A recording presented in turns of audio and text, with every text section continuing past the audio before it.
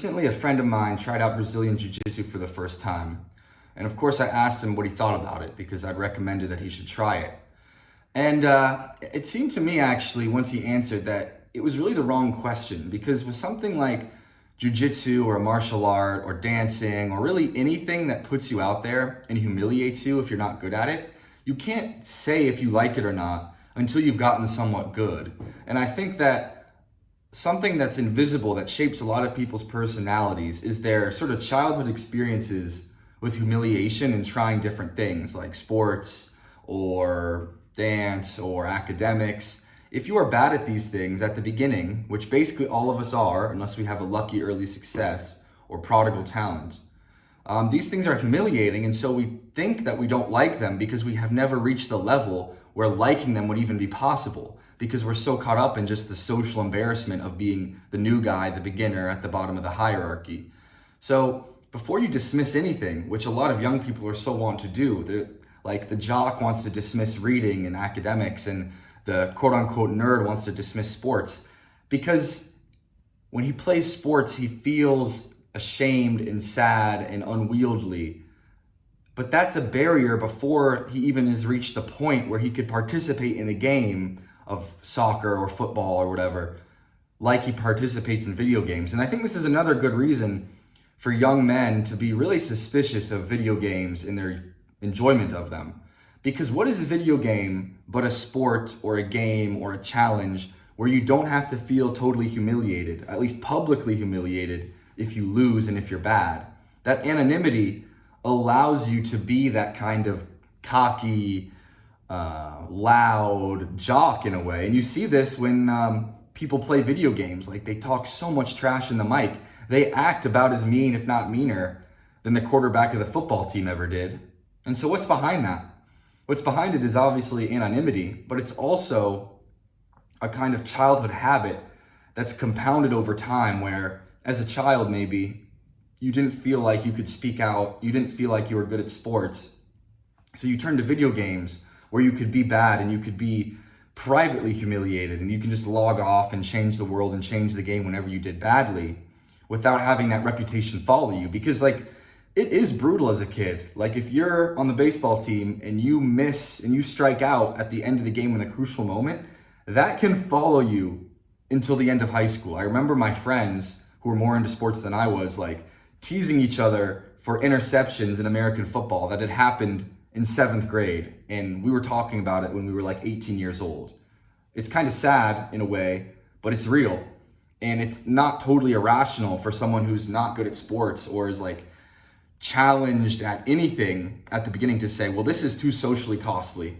If I keep trying to dance, if I keep trying to play sports, people are going to see that I'm bad and I'm going to lose status, and it's just going to be bad for me. Better that I specialize in video games where I can at least reliably retain a bit of status and get good and run away from any bad reputation I might acquire from a poor performance.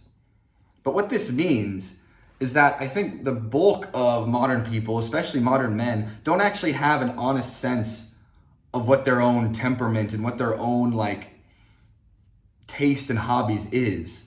Because the upfront costs of just any hobby you can think of, the kind of things that, our grandparents used to do, like playing pool or going bowling or joining a community debate team. These are such corny examples. They sound corny to our ears at least. But these things are quite painful, especially if you have other options. If you have no other option but go bowling or stay at home by yourself, as people in the past did, it's not that hard of a decision. It's that pain is there, but it's just that's life. But now we don't have that's life feeling. What we have is, I could go bowling and try to meet new people and suck and be known as the new guy and have that awful primal feeling of I'm the lowest person in this hierarchy, I'm the worst here. Or I could sit at home and play video games and even play against people, design the night so that I play against people who are worse than me and I win constantly. And then I can order food and chill out and chat with people I already know and talk trash with people who can't punch me if I say horrible things. It just gets rid of all social accountability and also totally detaches yourself from what you might actually like in the real world, which is why I think so many guys struggle to build a life for themselves, especially into adulthood, and they just default to screen-mediated entertainment, and they just watch TV or play video games, which really leaves nothing of them left. Because if that's all you do, it's very hard to individuate yourself, because everyone else is playing the same video game, everyone else is having the same experience.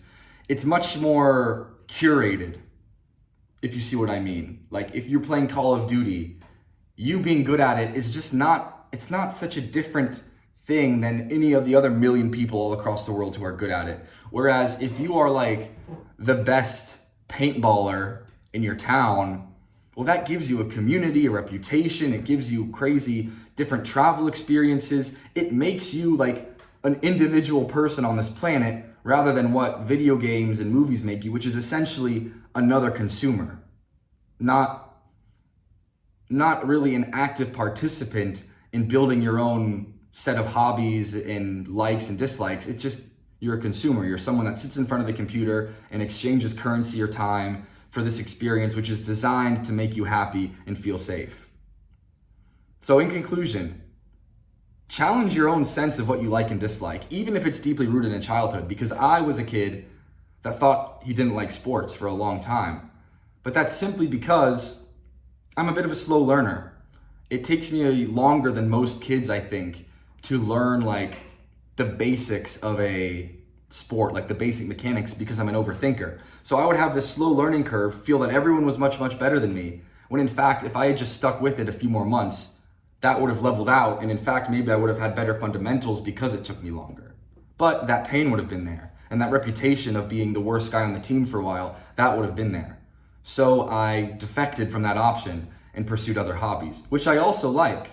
But I need to be honest with myself. I pursued many of the hobbies that I have now out of cowardice, honestly. And that's something we should all reflect on. That's all.